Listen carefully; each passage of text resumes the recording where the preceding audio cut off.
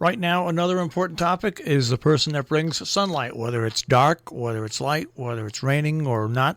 And that's because Arthur Schwartz can talk and write and know about food. And we discuss food with Arthur every Monday morning. Good morning, Arthur. Good morning. Well, I'm in a non-food mode. I'm not counting the days, but I've been on this diet for 18 days so far. Since I don't weigh myself, I don't know if I've lost any weight. I'm sure I've lost some weight, but my clothes are not fitting as loosely as I would hope so after 18 days. Anyway, I'm not a diet person, even though I've dieted all my life. I've written about dieting all my life, wrote about nutrition very frequently when I was a regular food writer and editor at the Daily News. In any case, I always poo-pooed the no-carbohydrate diets. The one that goes around now is called the keto diet, referring to ketosis, which is a metabolic phase your body goes into when it is deprived of all carbohydrates. It is hard to eliminate all carbohydrates unless you only eat meat, eggs, cheese. Even cheese can have a tiny bit of carbs. So it eliminates all things that grow out of the ground, pretty much. But anyway, so I always poo-pooed these diets because in the long run they're not healthy, and I don't think it teaches you the right way to eat, as some other diets do. Notably, Weight Watchers, which has been around since the 60s. When I got my first job in journalism in 1969, the end of 1969, when I became assistant food editor at Newsday, which was then considerably more of a newspaper than it is these days. But anyway, that's not the point. The point is, Jean Nidetch from Great Neck and her friends had just founded Weight Watchers. And so that was something I covered even way back then. In any case, let's go to the end of the story here, which is that I finally have succumbed to one of these diets again. Bob pointed out to me that the last time we did this, we were living in Cornwall, and we lived for several days on Hickory Farms. I don't know what they call them, but the hot dog basically stuffed with cheese, which was always a great indulgence. And now we're on a diet where that could be your main food. But, after 3 days we got sick of them. I mean, I think we actually got sick from them. But anyway, it was not a good feeling. In any case, so that was quite a while ago.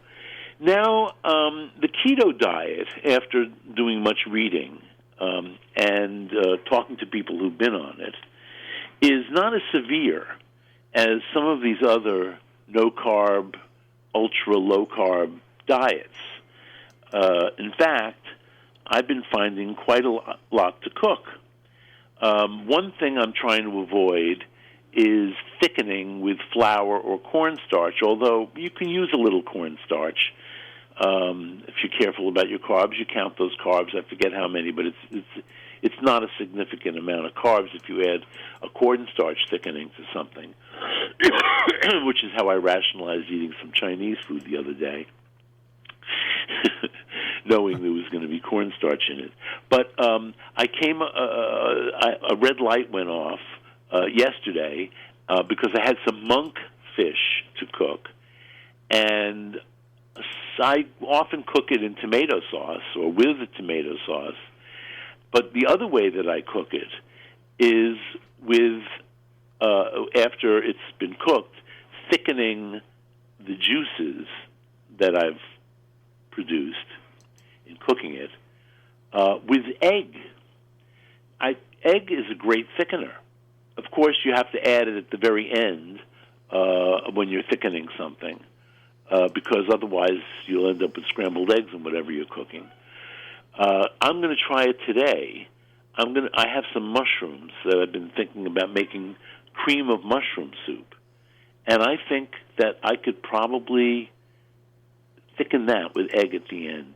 Anyway, that's something to think about. Here's the monkfish dish that I make all the time with egg.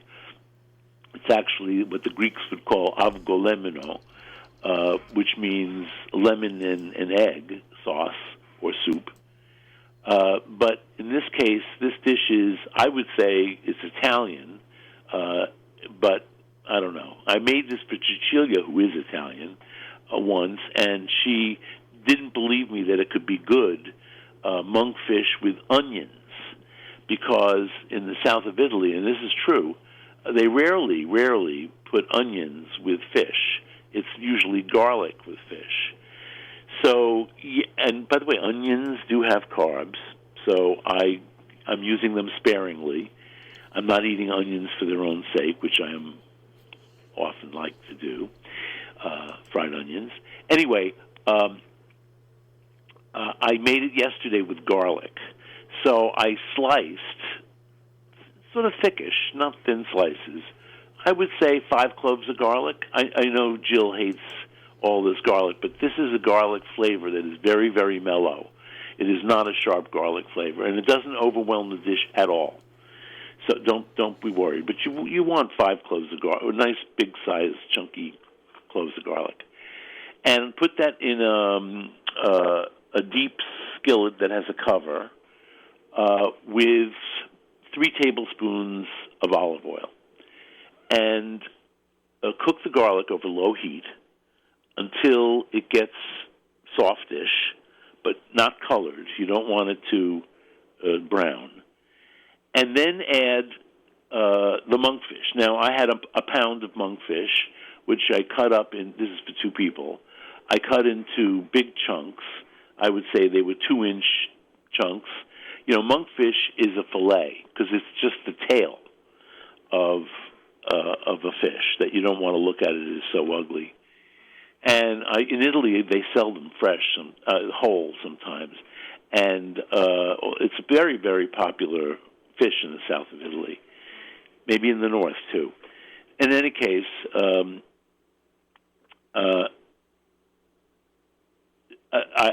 it's just the tail because the head is so ugly. But in Italy, they do sell them whole. And I have made delicious, delicious fish broth with the ugly head. But when you buy it here, it's going to be just the tail, and sometimes there's a filament on the outside of the tail. Sometimes that's removed, but in the ways that I cook it, which are all high moisture ways, you don't have to remove the skin. I don't care what you read on the internet. The skin will get soft as it cooks. If you're broiling it or roasting it, something I've never really done as successfully as I have braised it, then, I think you probably should remove that because it'll just shrivel up and get tough. Anyway, I chunk up the monkfish and I put it in the pan with the olive oil and garlic and turn. You can increase the heat a little bit and turn the monkfish in the oil until it gets transparent on all sides. It doesn't look raw on all sides of these big cubes of fish.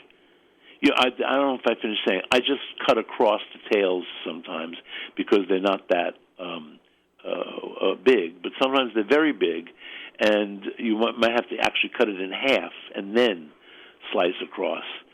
So you put that in, and then as soon as all the cubes of fish have been turned in the oil, add 1/4 cup of dry white wine, or I didn't have an open bottle last night. I didn't want to open a bottle last night. So I used about 1/4 cup of dry vermouth, which is always my stand-in when I need dry white wine. The fact is, vermouth is flavored. I use Noilly Prat, which actually has some more flavor than some others, but they're herbal flavors. They're good flavors for a fish dish. So I put in the white wine, and then I cover the pan over low heat, cook for, usually takes about 20 minutes. Check it after 15 minutes. You want a fork to easily penetrate the fish. Monkfish is a very tightly grain fish, and it does take a bit longer to cook than other fishes. In the old days, they used to call this mock lobster. It was often used because of its chewiness and texture. It was often used as a substitute for lobster, sometimes not knowingly. Anyway, so by now the fish is tender, and while it was cooking, I beat together 2 egg yolks and the juice of, it was actually a small lemon, so it was a lemon and a half. I would say it was 2 tablespoons plus a little bit extra. And as soon as the fish is tender, take it off the heat and pour in your egg yolk and lemon juice mixture. Stir it into the juices in the pan, which will accumulate, a lot more juices will accumulate in the pan than you put in, because the fish gives off its own juices. And off the heat, stir in the egg yolk. With using the pan that I do, which is rather heavy and conductive, copper pan, I have to say, just the heat of the pan is enough to make the juices into a thickened sauce. You may have to put the pan back on low heat just for a minute or two, and stirring constantly until the sauce, it becomes a sauce, and it coats the fish. Delicious. I put it at the end. I put in an extra squeeze of lemon juice. I probably didn't mention that I salt and peppered along the way, and it's pretty much a no-carb, really rich, creamy dish, which was a texture I was missing. I also ate raw fish. I was in a fish mode this week. Sort of got tired of eating meat. And something I've been wanting to eat for a long time, but I have nobody to eat it with, so I just decided, well, all right, I'll eat it myself. Because I was at the fish market, and there were 2 little pieces of very nice-looking wild salmon. So I bought these 2 little pieces, and I ate the fish raw. And in fact, I'm going to go back and see if I can get that again because it was so good. I haven't done this in years. This is not a ceviche, but it sounds like it. I'll call it Italian ceviche.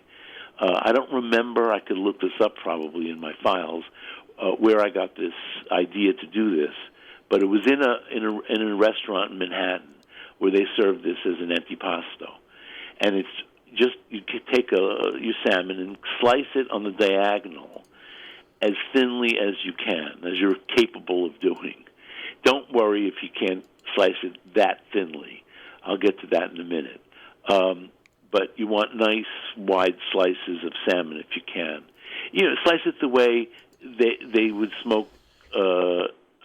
slice smoked salmon at a good appetizing store. So, on the angle like that. Anyway, lay out the salmon on a plate, and I sprinkle mine with a little bit of salt first, and then lemon juice.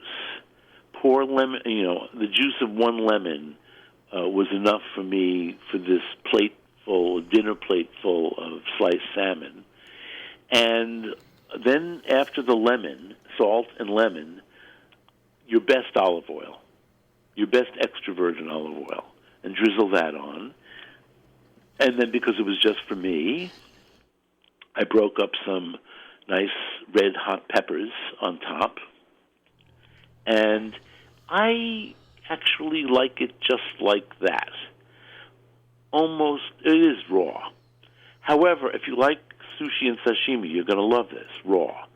However, if you're a little squeamish about raw, I would let it stand for at least 5 or 10 minutes. Now, this depends on how thick you slice the fish. If you get slices that are thickish, it'll take longer for it to, in quotes, get cooked by the lemon juice. If you slice very thin slices, it'll get cooked almost immediately as soon as the lemon juice goes on. So this is up to you. You can experiment with this, but it's totally carb-free. It would be nice if I could have maybe if I could have a piece of bread with it, or some crisp thing like a cracker. But it's really okay just the way it is. But I've discovered cucumbers. When you need something crisp, a cucumber will sometimes do. And so I splurged and bought what I've always known about these, or for a very long time. But Bob just discovered them a week or two ago. I don't remember where we got them, but Persian cucumbers. I don't know if you've seen them in the store. They're all over the place now. They're a very small cucumber. They're usually at least double the price of a regular old cucumber or a Kirby cucumber. But they can actually be sweet. I don't mean sweet, but they have a very sweet-ish kind of feeling to them, as they are totally carb-free. I'm learning a lot about which vegetables are and aren't, although it's obvious, some of them. In any case, where was I? I don't know. Oh, crisp. So the cucumbers. So, for instance, the meal that I have most trouble with on being carb-free is breakfast. And the other day I decided, I bought myself, another thing I'm splurging on here, I bought something I don't usually eat because it's mostly fat, and that's taramasalata, which is potted cod roe whipped up with fat, oil. And very often taramasalata, in fact, when I've made it, has a bread content as a thickener, but the Krinos brand doesn't have any carbs in it, or very, very, very low. And so I ate that for breakfast. I thought, well, if I can have herring for breakfast, can I have taramasalata for breakfast? And I smeared it. Well, first I doctored up the jarred one. I doctored it up a little bit with lemon juice, and then I smeared it on slices of cucumber. So that was relatively satisfying because, of course, I had all that fat. As a kid, I used to love going to funerals and having herring and onions and like this cream. Yeah. I still eat that. Oh, that's the only time I loved it. They would have to drag me away from the table. Herring and cream sauce. So I have to say that the product I can buy in the supermarket, or even in some specialty markets, it's all from the same Acme Smokehouse here in Brooklyn. There are a lot of brands that they put out, so it's not just Acme. But anyway, I don't know who makes it. Is not satisfying to me, so I don't buy it anymore. But Fairway does have incredible herring and cream sauce. And when I'm there, I do buy some. But I also have the herring in what they call wine sauce, which is not wine sauce. It's the clearer, the gray liquid is really ugly. Those herrings are very good with yogurt or sour cream. So if you ever have a craving, Marshall, you can do that. And I like the 5% Faye, or I guess it's I don't know what they call it, but the full fat other brands of Greek yogurt. But the thick, rich yogurt, which, by the way, is lower in carbs than your regular yogurt, which is not very high in carbs anyway. I don't consider yogurt a carb food. But the vegetables, for me, fruit and vegetables were the big deal because I can't live without fruit and vegetables. So I discovered, of course, that if I thought about it, now I'm thinking about it, it's taken over, actually, that zucchini is a low-carb vegetable, eggplant is a low-carb vegetable, and I only point to these two, and red peppers are, believe it or not, a low-carb vegetable, peppers in general.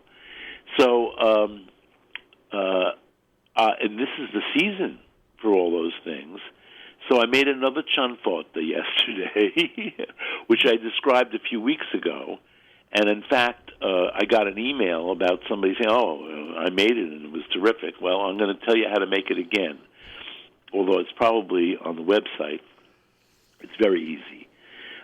Depends on how many vegetables you had. I started out with having a 1.5 pound eggplant, so I built it around the 1.5 pound eggplant that I really needed to cook because I had bought it a couple days before. I had plenty of zucchini, so I had 3, I would call them small, medium zucchini, 3 small zucchini, the 1.5 pounds of eggplant. For that, I used about 12 ounces of onion. They were 3 small onions. They weren't as big as my usual onions, so I'm saying 12 ounces of onion. Could be 2 medium onions. And what else did I throw in there? Oh, well, of course, I needed a pepper content. And the red peppers that were available to me in the store I was in were not only crazy expensive, but they were Holland peppers. Who wants Holland peppers in September? So I bought 2 peppers that were not from Holland. They're from Canada, but I figured that's better than Holland. And the Holland peppers are just like pretty. Anyway, those I didn't want either, so I bought Anaheims. I had cooked something with Anaheims fairly recently and discovered they're not spicy. I always thought that they were hot peppers, but they're not at all. And so the 2 Anaheims. The only thing about the Anaheims in the end in this chanfota is Anaheims, it seems, have very tough skins. So I didn't like in this long-cooked dish how the skins separated from the flesh of the peppers and created little unpleasantnesses along the way. In any case, it wasn't that bad. But I wouldn't do that again. I would use a bell pepper. Anyway, so I sautéed the onion in olive oil, in a good amount of oil because it makes a lot. And oil is allowed on a no-carb diet. And so I probably had 1/4 cup of oil in this wide, deep pan. And I sautéed the onion over medium heat while I chopped up the eggplant into, I would say, good 1-inch or more cubes. And I threw that into the pan with the onion. And then I added the pepper, which I cut into also sort of biggish pieces, let's say 1-inch squares, or bigger than 1 inch. You want to see them in the end. And as I chopped up everything, I put it in the pan and tossed it around in the oil, increased the heat a little bit after I added the eggplant, salted this a few times with a few pinches of salt, and kept turning it as I was cutting up the next vegetable. The last vegetable was the zucchini, which I cut. These were pretty small, so I just cut off the ends, cut them in half lengthwise, and cut them across into 3/4-inch pieces. And I threw that in the pan and turned that around and let it all cook together for a few minutes, still just with oil and salt. You're going to see the vegetables start cooking on medium heat, this is. And after 5 or 6 minutes, I just bought this because they're hard to find, but 14.5-ounce cans of plum tomatoes. It's basically a half a large can, 28-ounce can of tomatoes. So I chopped them up, and I put them in the pan with all the liquid in the can, and that's it. Let it all stew together. It took at least 20 minutes, maybe 25 minutes, covered, just perking away, nice beat, but not too heavy, not too slow. You want all the vegetables to get real tender. So we ate this with the monkfish I described earlier, and there's tons left. So we're going to have it again today, and I think I'm going to make like a casserole with it, with cheese, and bake it in the oven. How does that sound? That sounds really good. You coming for lunch? I wish I could. If you had herring and onions. The onions made the herring. Well, Yeah. Easy. I can go to the store. Remember, I could just walk around the corner. If I could get down there right away, I'd come. Herring. I do eat herring for breakfast, and herring is a good breakfast for a low, no carb diet. And fruit, by the way, the two fruits that I'm centered on now are strawberries, and watermelon is surprisingly low in carbohydrates. So I need something sweet to end even a low-carb meal, so I have strawberries or watermelon. I just have fond memories of food when I was a kid, and I was the only one in my family, the only kid in my family that didn't mind going to wakes and funerals because I knew there was food at the end of it. See, I feel you had a deprived childhood because, I mean, herring was a normal food for us. We didn't have to wait until somebody died to eat herring. But you're right, the Jewish funerals usually do have herring. There were a lot of Jewish. By the way, so do Jewish kiddishes. A kiddish is your after prayers in the morning. You have a meal and it's called kiddish.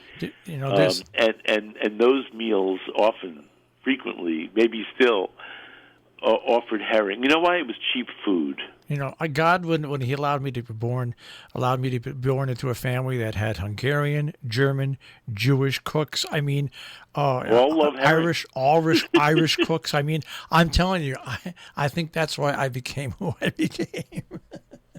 Well, it could well be. It's a nice mix, though, isn't it? Oh, my goodness gracious. Yeah. Culinarily speaking, it's a great mix. That's exactly right. Yeah, Hungarian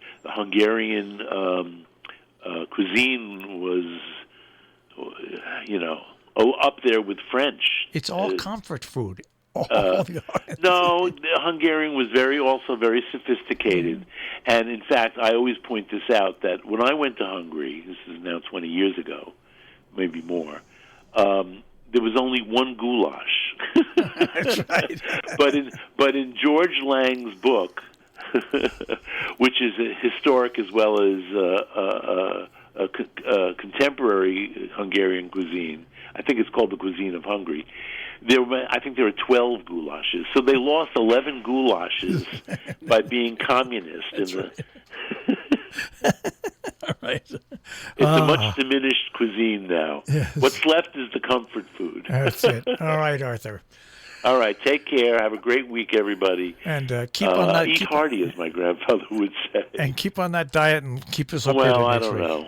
I am really, my comfort is a bowl of spaghetti, so It's a tough one. All right. Take care, Arthur. Bye.